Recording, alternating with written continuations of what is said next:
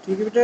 Hello बेटा, अब हम पढ़ेंगे कि आपका जो टोटल इंटरनल रिफ्लेक्शन होता है, जो हमने प्रीवियस वीडियो में देखा, तो उसका नेचर में या प्रैक्टिकल हमारा कैसा एप्लीकेशन होता है ना। तो उसके समझने के लिए एक मिराज एक इम्पॉर्टेंट होता है, समझ इम्पॉर्टेंट फिनोमिना होता है, जो हमें रेगिस्तानों में देखने को मिलता है मेनली। क्यों? क्योंकि वहाँ पे जो है डे के टाइम में टेम्परेचर ज़्यादा होता है।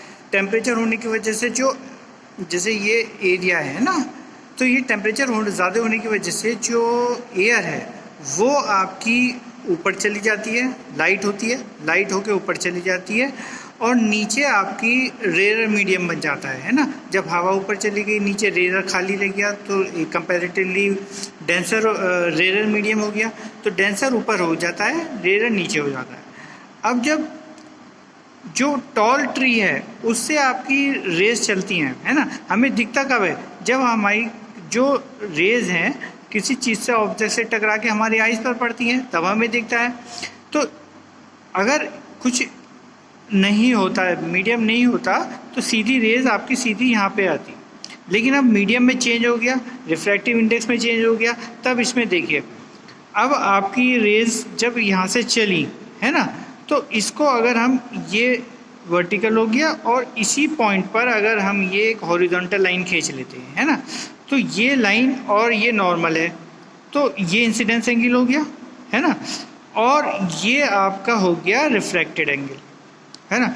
जब आप यही केस इस पॉइंट पे देखोगे तो अब ये रिफ्रैक्टेड एंगल, इंसिडेंस एंगल देखिए इससे बड़ा हो गया, और ये रिफ्रैक्टेड एंगल भी बड़ा हो गया, है ना, जैसे हमने टोटल इंटरनल रिफ्लेक्शन में पढ़ा था। तो इस तरीके से आपका जैसे जैसे ये आई बढ़ता जाता है, आर बढ़ता चले जाता है। किसी एक पॉइंट पे, जैसे यहाँ पे ये पॉइंट वापस रे होने लगी ना, इसका मतलब इस पॉइंट पे जो क्रिटिकल एंगल है आपका, उससे ये 90 डिग्री पर है, मतलब ये रेज आपकी ऐसे जा रही है ना। ये आपका जो क्रिटिकल एंगल है ये आ गया, ये क्रिटिकल एंगल आपका है। तो इसकी वजह से जो रेज है वो आपकी प्लेन के में ही जा रही है, मतलब ये 90 डिग्री का शिफ्ट हो गया, 90 डिग्री का जो है एंगल ऑफ रिफ्रैक्शन बन गया। अब इसके बाद अगर और एंगल ऑफ इंसिडेंस बढ़ता है तो ये रेज दोबारा से उसी मीडियम में, डेंसर मीडियम में पहुंच जाएगी। तो आपकी ये रे वाली रेज आपकी आंखों में आके पड़ रही है, तो रेज तो स्ट्रेट लाइन में आपको दिखती है, महसूस होती है, आपको बेंडिंग तो दिखेगी नहीं, रेज जो लाइट की आती हैं। तो ये जो रेज है आपको इसको सीधा कर दोगे आप, क्योंकि ये रेज, ये एंगल बन रहा है यहाँ पे, इसको सीधा ले जाओगे तो ये वाली चीज़ आपको यहाँ पे दिखेगी।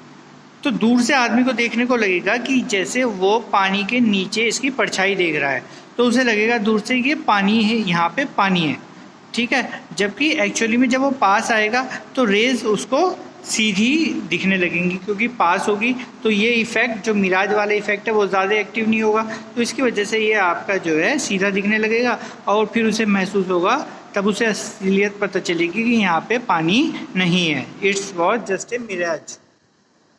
नेक्स्ट आपका जो प्रैक्टिकल एप्लीकेशन ऑप्टिकल फाइबर आजकल बिछ रहे हैं इंटरनेट की तेज़ कनेक्टिविटी के लिए, वो आपका वो भी टोटल इंटरनल रिफ्लेक्शन के प्रिंसिपल पर वर्क करते हैं।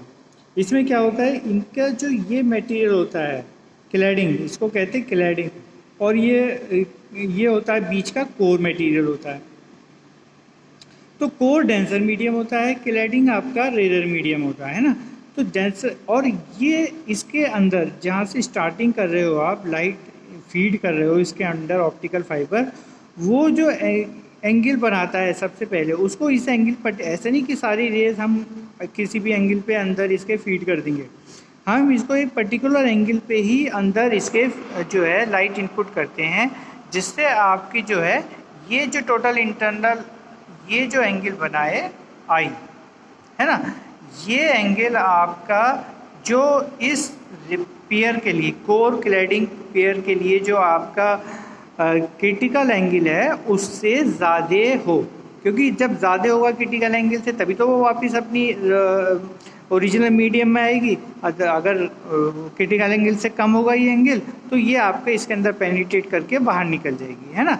तो हमें तो इसके अंदर ऑप्टिकल फाइबर के अंदर ही रखना है। तो इसकी वजह से ये आपका जो है इतने एंगल पे फीड की जाती है कि ये क्रिटिकल एंगल से ज़्यादा हो, और इसकी वजह से ये जब यहाँ पे इंटरसेक्ट करेगी, इंसिडेंट होगी, तो ये आपकी वापस उसी मीडियम में चली जाएगी। तो इस तरह से आपका ये जो है ऑप्टिकल फाइबर वर्क करते हैं। तो इसका यूज़ वही है आपका इलेक्ट्रिकल एंड ऑप्टिकल सिग्नल को ट्रांसमिट करने के लिए। Visual examination of internal organs, जो आपका इंटरनल ऑर्गन्स ऑपरेशन से पहले जो अंदर के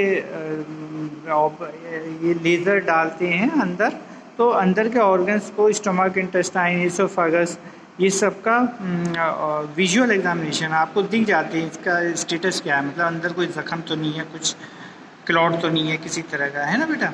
ये डेकोरेटिव लैम्प में भी आता है, जो आपके एग्जीबिशन में जो है बिकते हैं, है ना बेटा, डेकोरेटिव लैम्प में भी।